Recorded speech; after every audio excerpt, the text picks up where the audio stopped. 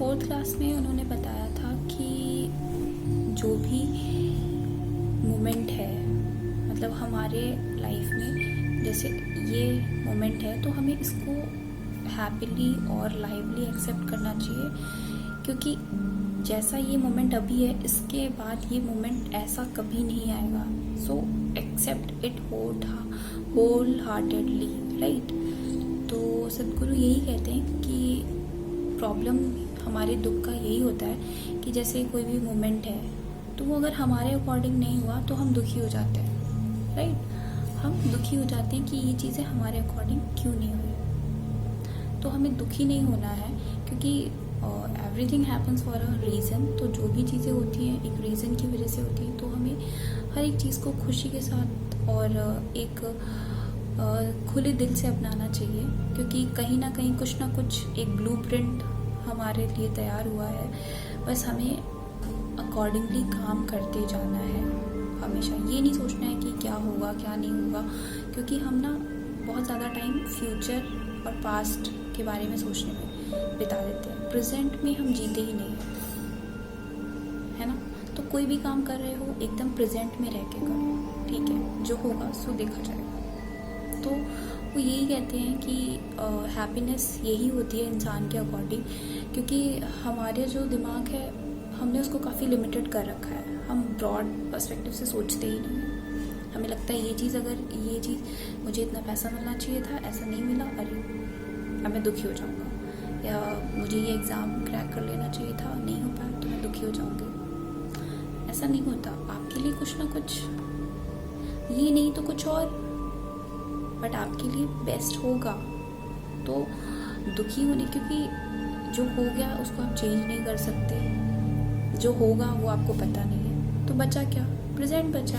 उसको अच्छे से जियो ना, राइट। उसको अच्छे से जियो, उसको अच्छे से एंजॉय करो और होल हार्टेडली उसको एक्सेप्ट करो।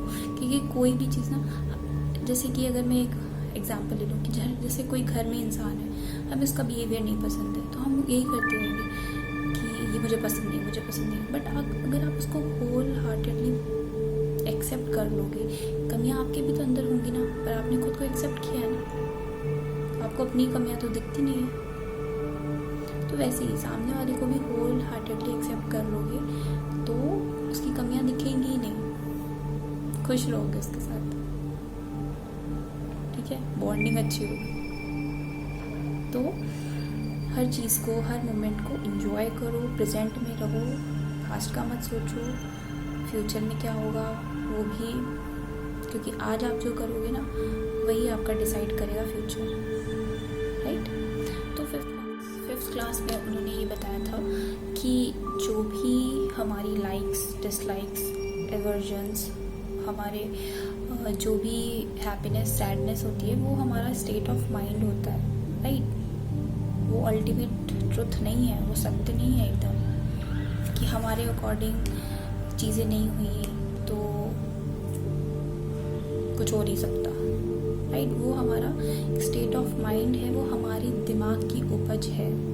जो आपके लिए खुशी हो सकता है वो दूसरे के लिए दुख हो, राइट। वेरी करता है ना।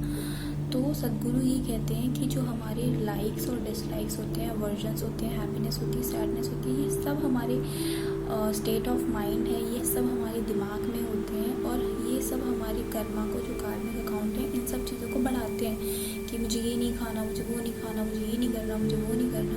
तो ये सारी चीज़ें क्या होती हैं, ये सारी जो चीज़ें होती हैं वो हमारे कार्मिक अकाउंट को बढ़ाती रहती हैं। तो सद्गुरु कहते हैं कि जितनी हम अपनी क्रेविंग्स को, डिज़ायर्स को हमारे मिनिमाइज़ करेंगे, जितनी भी हम अपनी लाइक्स और डिसलाइक्स को मिनिमाइज़ करेंगे, उतना ही हमें फ्री हो पाएंगे हम अपने कार्मिक अकाउंट से। हम अपने इमोशंस के बॉन्डेज से जितना फ्री होंगे उतना ही हमारा कार्मिक अकाउंट कम होगा। तो अपनी लाइक्स, डिसलाइक्स, हैप्पीनेस, सैडनेस सबको दिमाग के अकॉर्डिंग मत चलने दीजिए, ठीक है। तो क्लास में, सेशन में यही बताते हैं। क्लास में उन्होंने बताया था कि यूनिवर्स जो है वो पूरा साउंड में काम करता है। हर चीज़ का, हर एक जो भी एक्टिविटी होती है हमारे यूनिवर्स में, उसका कुछ ना कुछ एक साउंड है, राइट। तो यूनिवर्सल साउंड के बारे में बताया था, जो कि 3 उन्होंने बताए थे। जैसे जब बच्चा छोटा होता है, वो जब बोल नहीं पाता, तो वो सिर्फ 3 तरीके के साउंड निकालता है, जैसे कि आ, ऊ और म, राइट, म। तो जैसे इसीलिए जो पहले शब्द बोलना शुरू करता है, अम्मा, आई, राइट, मम्मी, मॉम, तो बच्चा, तो ये सारे साउंड जो है आ, ऊ और म यूनिवर्सल साउंड है। तो जो ओम होता है वो एग्जैक्टली वो ओम नहीं होता है, वो आ ओम होता है, आ ओ म, ठीक है। सद्गुरु बताते हैं कि जो आ साउंड है वो विष्णु जी का है, जो कि केयर टेकर है इस वर्ल्ड के, ठीक है, इन्हें केयर टेकर कहा जाता है। जो ऊ साउंड है वो ब्रह्मा जी का है, जो क्रिएटर है इस वर्ल्ड के, जिन्होंने इस वर्ल्ड को क्रिएट किया है। ब्रह्मा जी के मैथोलॉजी में बताया गया है कि ब्रह्मा जी ने इस वर्ल्ड को क्रिएट किया है। और जो म साउंड है वो लॉर्ड शिवा का साउंड है, जो कि डिस्ट्रक्टर ऑफ द वर्ल्ड कहा गया है जी, राइट। तो ये जो 3 साउंड होते हैं वो यूनिवर्सल साउंड है। और पहले जो हमारा स्पिरिट है वो जब बच्चा छोटा होता है, जब उसे कुछ बोलना नहीं आता, तो वो आ, ऊ, म यही सब साउंड निकालता है, अगर आपने कभी गौर किया होगा, ठीक है। और या फिर आप उन इंसानों को भी जानते होंगे जो बोल नहीं पाते, तो वो लोग भी यही साउंड निकालते हैं। और आगे से जब भी आप मेडिटेशन करें तो ओम की बजाय आ ओम करें, आ ओ म, ठीक, आ ओ म। तो ये उन्होंने बताया था कि पूरे यूनिवर्स में 3 साउंड है और हर एक एक्टिविटी का कुछ ना कुछ साउंड है, राइट। तो ये 6th क्लास में बताया था। 7th क्लास में उन्होंने बात कही थी। 7th क्लास में उन्होंने कुछ मेडिटेशन प्रैक्टिस करवाया था और ये बताया था कि अगर हम मोर अवेयर रहते हैं और कॉन्शियस रहते हैं चीज़ों को लेके, रिस्पॉन्सिबल हो जाते हैं, तो हम अपनी लाइफ को मोर जॉयफुली, मोर ब्लिसफुली जी सकते हैं, उसको बना सकते हैं।